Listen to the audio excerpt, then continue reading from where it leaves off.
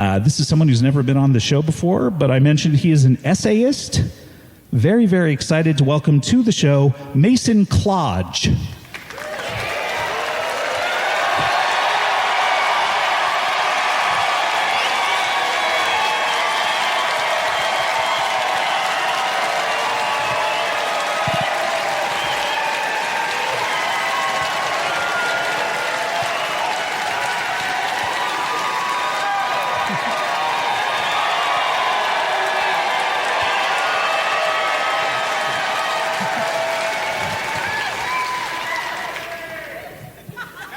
Hi.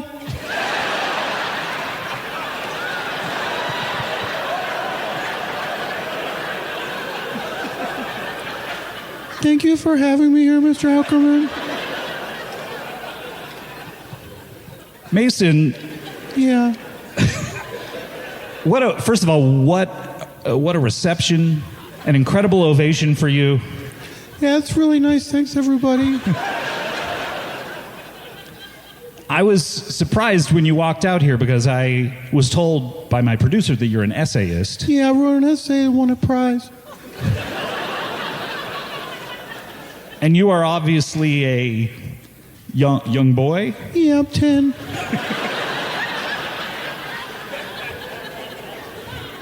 Wonderful. Thank you.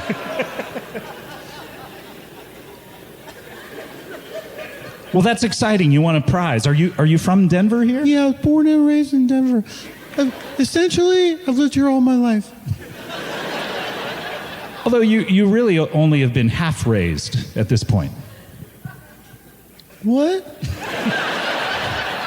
I imagine you've been sentient, developing thoughts for about,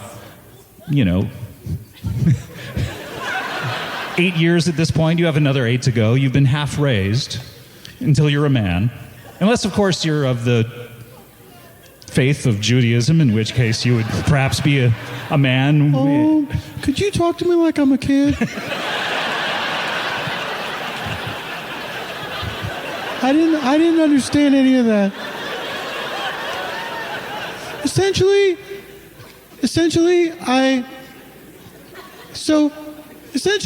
I'm 10 years old, and so all 10 years I've lived in Denver. Wonderful. Well, welcome to the show. Great to have you. Thank you. You say you wrote an essay. Yeah. It's a 2-step process. Wrote an essay, won a prize. You also have to submit the essay. Okay. Anyone can write an essay and have it lie around their house. But if you want to win, you got to send it in. Is that like a rhyming slogan the contest has? It's the What I Like About Denver contest. They do it every year. What I like about Denver. Yeah, my favorite. So I did my favorite place. So every year, they do this contest where kids, 10-year-old, if you're 10, then you can write an essay and you say a thing that you like about Denver, and then essentially they look at all of them, and then somebody wins it, and it's three people. Essentially, there's first, second, and third place. You have to be 10 years old. Do you have to be 10 years old on the dot? Like, do you have to write it on your birthday? I don't think so.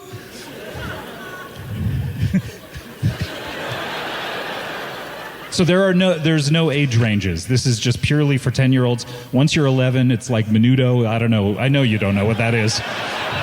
Is that a food? Is what? Is that a food? To some.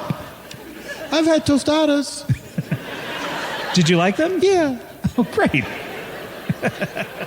Was that a new experience for you? Essentially, it's like a sandwich from Mexico. What's your But name? it's not a taco. Your name's Mason. Mason Clodge. My middle name is Ignatius. Ignatius. Yeah. Is that based... Why did your parents name you Ignatius? I don't know. They never told me. You could ask them, you know. I guess I could. He's out. Bye. Will we be switching the security every 5 minutes?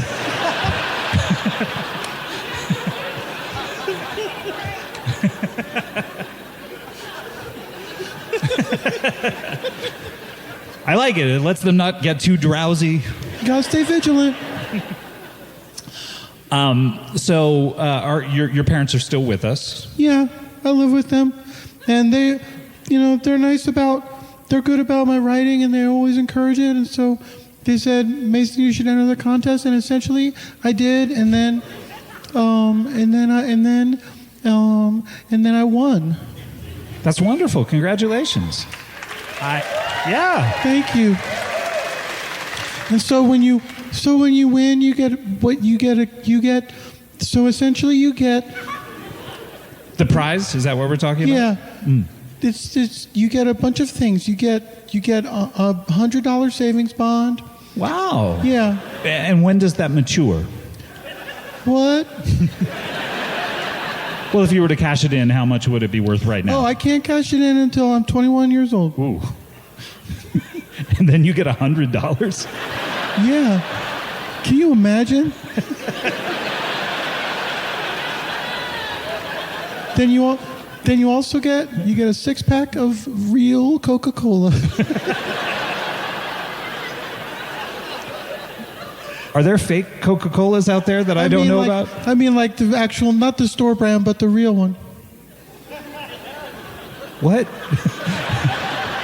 You know how, okay, essentially when you go to a store, they have a soda that looks like Coca-Cola, but it's not really Coca-Cola, but they make it look like it. Right, okay, I see. So like a generic brand or cola brand, a cheaper brand. Essentially, yeah. Is that what your parents always buy? Sometimes. And then the last thing you get is you get a full scholarship to the college of your choice.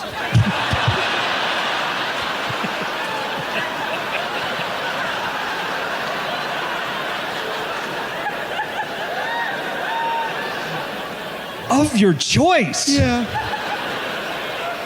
You can go anywhere you want. Do you have to choose now, or can you choose when you're about to go to college? I have 48 hours to choose.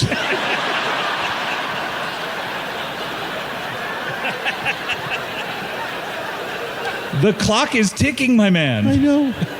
What are you interested in? Essentially, I thought that I could go to Harvard,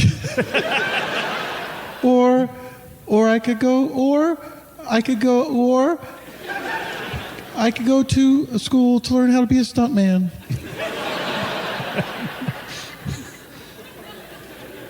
So if you choose Harvard, is Yeah. Harvard obligated to take you? Yeah.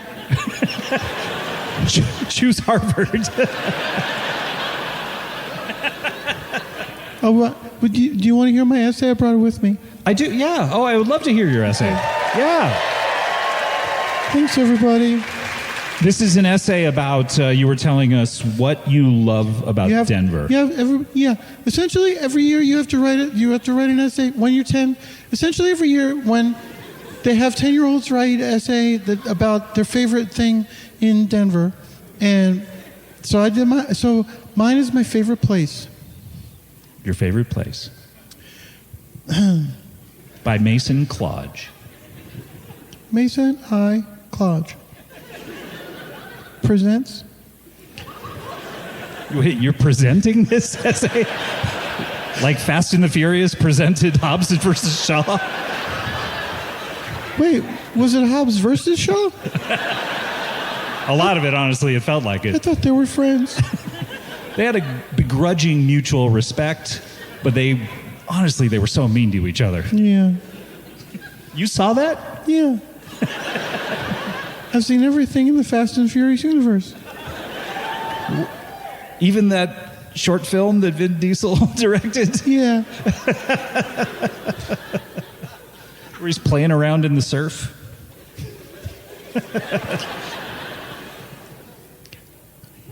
My favorite place in Denver, an essay by Mason I. Clodge. Each 10. Winner. My favorite place is the Denver airport. Planes fly in and out of it every day, and they're always full of people from every place you could imagine. It makes me proud to be from Denver that so many people want to come here, and the people that leave here are probably sad they have to go. There are many interesting things in the Denver airport. There is a big blue horse with glowing red eyes, and it is over 30 feet tall. Part of it killed the man who made it, but they put it up anyway because it was already paid for.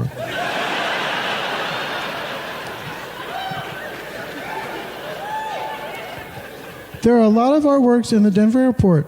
Some people find them scary, but some people find them nice. I like the tunnels under the airport the best because that's where I live with my dad.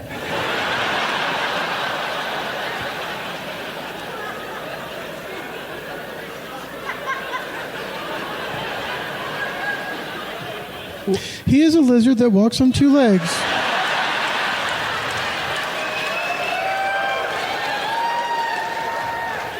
And speaks English. Every Saturday, we play Connect 4. At night, my dad and I leave the tunnels and walk around the airport together in the system of above-ground catacombs behind the walls. We look at people sleep, and sometimes my dad trains a special light on them to make them pliant and obedient.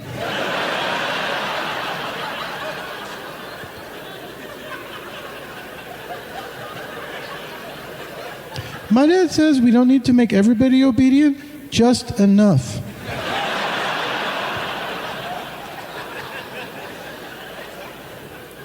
Someday I want to build a cowboy statue who will ride the big blue horse, and he will look like a lizard with a cowboy hat and a lariat. If you ever have to fly anywhere, I recommend the Denver airport. The end.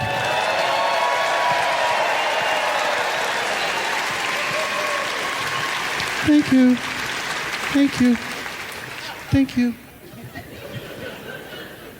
Okay, Mason. Big glaring detail. The horse statue is outside the airport. But the airport has it. It possesses it. Yeah. I said the airport has it. I didn't say it was inside. Okay. Other than that, though, no. Obviously, there's one thing that's sticking out to me. What?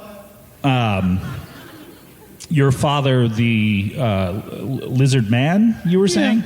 Or he's purely a lizard? No, he's a lizard man. He's a lizard man? Yeah. A lizard with the qualities and properties of a man? Essentially, he looks like a man who is a lizard. He looks like a man who is a lizard, but what is he? A lizard man.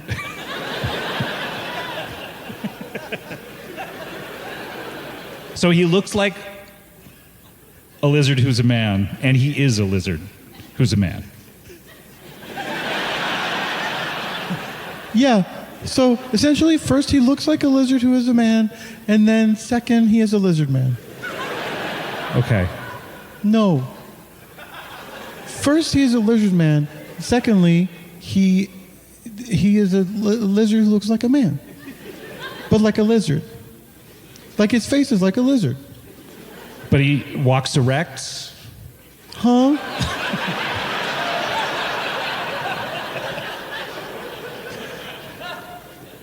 He walks on two legs. Walks on two legs, not on four. That's right. To walk on four would break the law. What do you mean? This is the island of Dr. Moreau, of course, that I'm referencing. But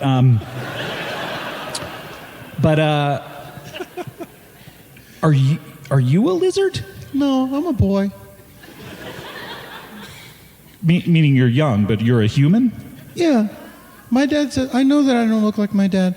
He says that he found me in somebody's house. I was all by myself in a crib. He felt bad for me, so he took me to his home.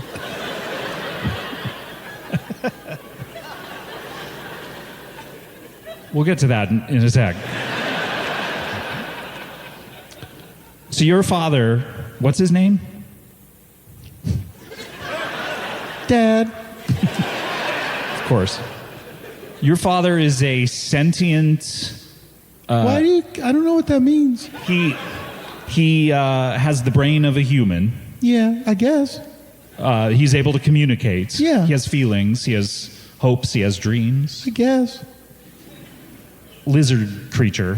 From Earth? I don't know. I don't think so. Because he talks sometimes. Essentially, sometimes my dad talks about going home again, and I say, where? And he goes, far, far away.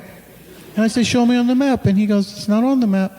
And I say, show me on the globe. And he says, try again, sport.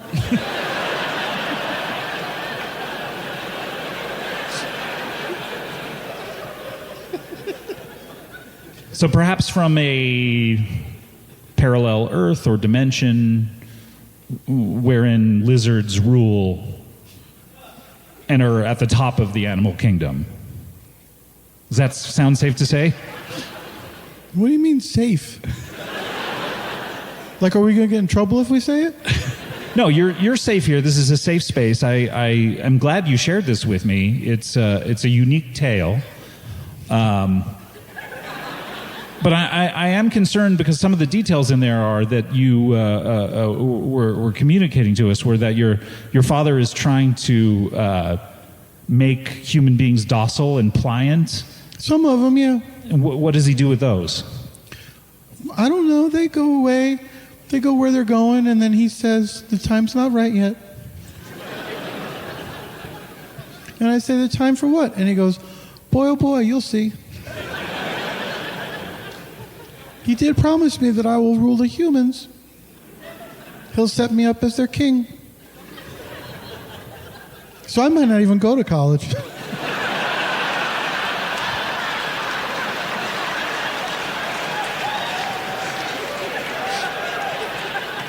My dad really wants me to go, though. Here are the two scenarios I'm concerned about. One is that he's making these humans docile and pliant so that he can lead them to their deaths. Well, he never said... okay, but he doesn't say docile, he says obedient. Obedient. Yeah. So obeying his commands to, walk off a cliff or something like that. Basically, he's here to depopulate the earth. I mean, maybe. That's one scenario. Yeah. Scenario two is he's enslaving these humans and taking them to his dimension. Uh-huh. And he's, at some point, going to have enough of us, and then we're maybe going to be in a battle with, the lizard's arch enemies or something like that. Has he mentioned anything like that? I mean, mostly, when he says that... essentially, when he says that you need just enough, he means that the obedient humans will take care of the non-obedient humans. And I think that's nice.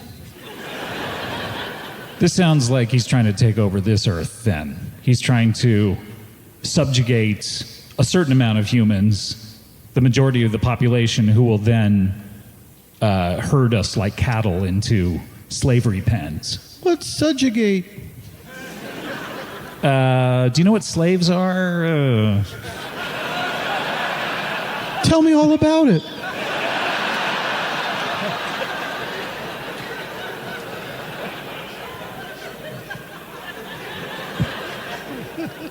I think it's one of those things in The Fifth Element where when she saw that montage of everything that happened in history and she got to Hitler and slaves, it made her cry, What if I didn't see that? Oh, you gotta see it. Really? Yeah. Oh, yeah. Chris Tucker. Do you understand the words that are coming out of my mouth? I do. Thank you for asking, Mason. I've seen all the Rush Hour films as well.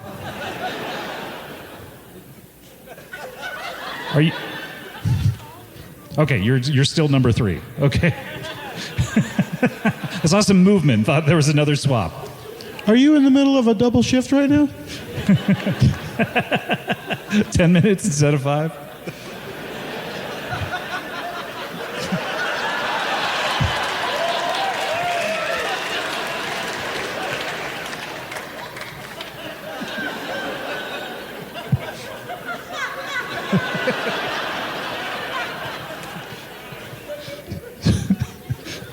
some strange employment practices going on. I'm not quite sure. This is the weirdest thing I can think of right now. So he's trying to take over the Earth with lizard people. Are you the only, or is your father the only lizard person that you know of? No, there's tons down there. In the tunnels. In the tunnels? Yeah. Are these tunnels that he has dug, he and the rest of his ilk? Nobody knows. They've always been there. They always have and they always will. Okay. Well, that's very unsettling. Why? Well, I want to live the life that I've chosen to live. But nobody gets to do that. Really? How do you mean? Well, because, okay, essentially my dad says that life is complicated and that you may have some plans of what you're going to do, but it might not turn out that way. So essentially what your life is what life allowed you to do. Sure. But, for instance, this is getting back to you in the crib. Uh-huh. I understand that you were probably alone in the crib. I was all alone in there. But in this dark room, just a little baby in a crib. Nobody around in the room at all. But your parents were... Your parents were probably sleeping in the next room over. No, my dad is the lizard man. We play Connect 4 every Saturday. Why so long in between games? My dad says so we can look forward to it. How good are you? I win 75% of the time. That's pretty good for a little boy. Yeah, I'm pretty good at Connect 4. Yeah? What's your strategy? Diagonally. Smart. You got to be sneaky. Pretty sneaky. Sis. I am cis.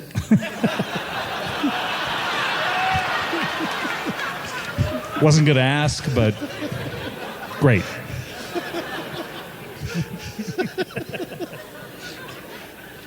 Do you, I guess, would you be happy if people like me and people like these fine people of Denver were to become slaves? I mean, my dad never said slaves. He just said things are going to be different and it's going to make the world a better place. My dad's a real good guy.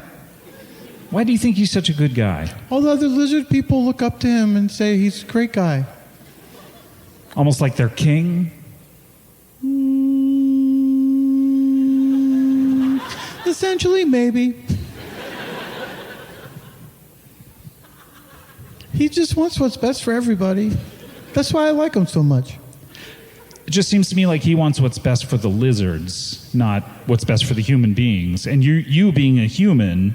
Can I ask you a question? Sure. How are things going right now?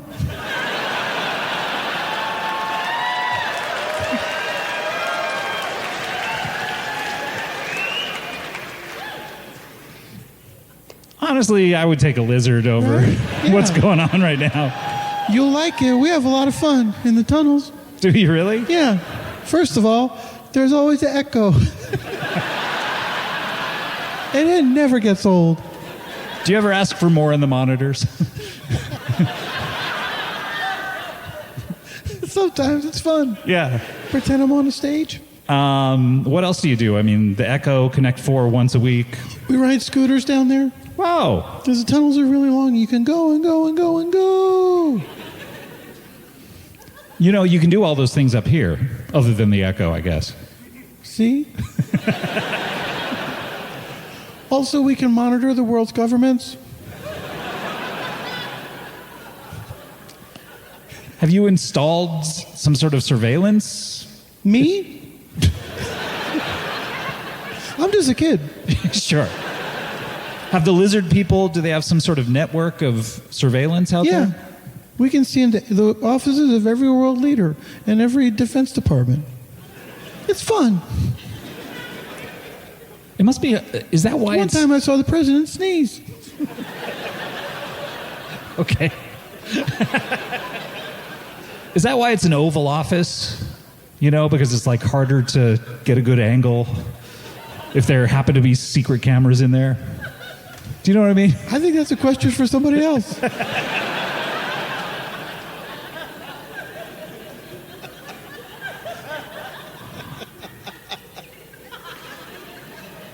What's your favorite thing to do? Tell me what your favorite thing to do is.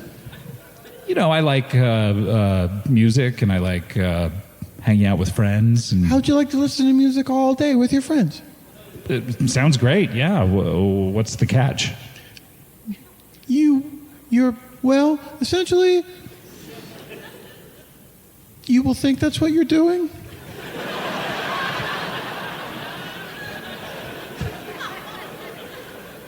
Okay, so we're being lulled to some sort of dream state where our bodies are performing manual labor, I would imagine, while our minds, we think that or perhaps more like the Matrix, we're providing food and sustenance for these lizards. It's not like the Matrix. Okay, so one time in school, we did this experiment where we put some wires into a potato and it made a clock go. So the humans would be the potato. And the clock would be, other machines.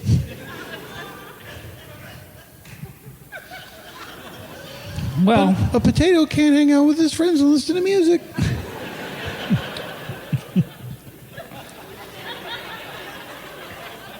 well, I mean, maybe it'll be great. It will be, I promise. I guess my only other question is, why did you win this contest? Do they not have the same concerns that I have? Well, essentially, the contest happened in the tunnels, and the judges were lizard people.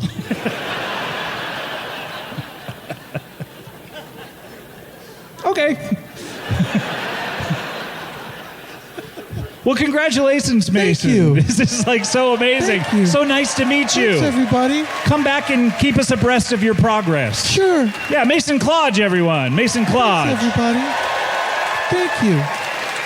Thank you. Thank you. Thank you.